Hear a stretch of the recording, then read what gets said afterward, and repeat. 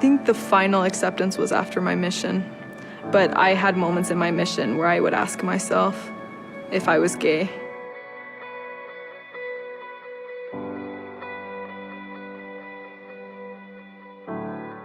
When I think back to elementary and middle school, I feel like I was a fairly normal kid. I loved having adventures with all of my friends, and I loved playing sports. I loved going to school. I loved a lot of the same things that a lot of my friends liked. I can look back now and can recognize some very clear differences between me and my friends. When one of my friends would talk about a boy being cute, I remember thinking that I never thought those things, that I must not be fully like them, but I thought that I was just focused on sports and on playing, and that I was appreciating somebody being cute but wasn't attracted. But by the time my junior year in high school came along, I was able to recognize more so my attractions to women, and this came through my feelings for one of my really good friends. We became really close, and these feelings just kept getting stronger and stronger, and I knew deep down that something was different, that I wasn't feeling what normal friends feel for each other, and that was really, really hard to navigate and to try and wrap my mind around. So I actually had a journal in high school that I would write nightly in, and there was one phrase that I would always write throughout this high school experience that I had with this friend, and I would always say that there is a secret about myself that no one will ever know. And that included myself. I was not going to admit to myself that this was something that was real for me. But after high school, I went and played softball in college, and there was a girl on my team that I felt a connection to, not only with like feelings and with emotions for each other, but also as far as physically, like cuddling and holding hands. It got to a point in our friendship that we brought up the topic of kissing, and I instantly panicked. I went still back into denial and was trying to shrug off these feelings, and I actually cut off our friendship completely, and I blamed everything on her. And I felt that that was maybe a coping or a defense mechanism so that I could again bury this even deeper inside me and not have this become a reality for me. And that's exactly what I did for years. Even afterwards, I didn't talk to her for years from that moment on. After a couple years of college, I chose to serve a mission. And very quickly when I got into my mission, I was able to recognize more attractions to women than I had previously. And during this year, the first year of my mission, was when I really started wondering about myself. And I remember specifically asking myself, is this what this really is? And is this what I have been dealing with throughout my life? So when I got home from my mission, I knew that I needed to talk to somebody. And so I visited a therapist, and the moment that I talked to him about this, it was the first time that I had ever verbally stated that I dealt with this, and I need help.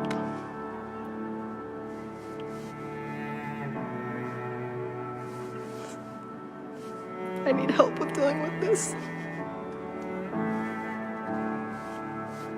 And I got to a point that I felt that suicide was something that would be a better option. And so I pondered on suicide a lot, and I literally was just living day to day, just on the mere hope that somehow this was going to work out. And so I went back and saw my therapist again, and he turned to me with tears in his eyes, and he said, I want you to fast and pray, and I want you to ask God what he thinks about you being attracted to women. It was finally at the end of the week that I knelt down in prayer, and I turned to God with one of the most heartfelt prayers that I've ever had in my life. And I remember feeling a sense of peace come over me. It wasn't a huge experience, but it was enough peace that I could feel that he loved me and that this wasn't my fault and that I didn't choose this. And after I got that peace, I said, if it's okay that I can, live my life in the gospel with this, how am I going to be able to do this? And I remember hearing the words. It said, just stay with me. It said, just a little longer, just stay with me. And I remember at that moment, I knew that I had to make this work somehow. I didn't know how, I didn't know what my life was gonna look like, but I knew that it was gonna be in the gospel. I knew that it was gonna be with God on my side, and that he was going to help me navigate through this experience that I was going to have to face. The greatest help that I received was from my aunt.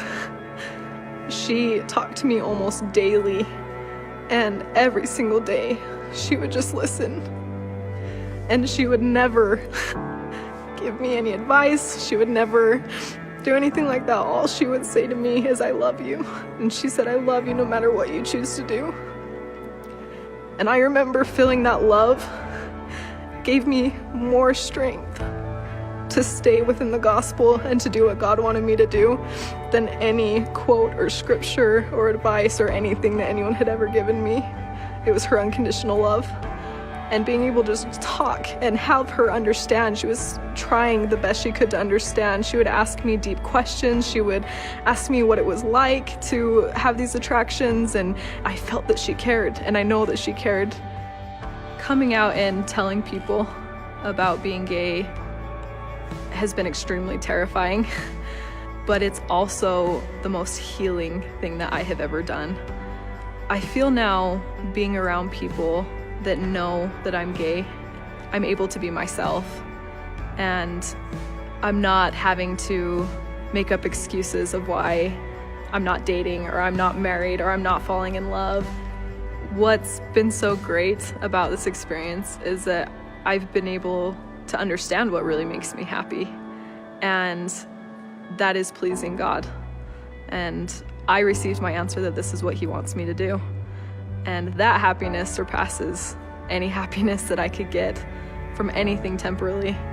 And I want to fill my life with things that he wants me to fill it with, and with other things that make me happy, including sports and pretty much sports. Just kidding. I'm trying to think of what else makes me happy. Sorry.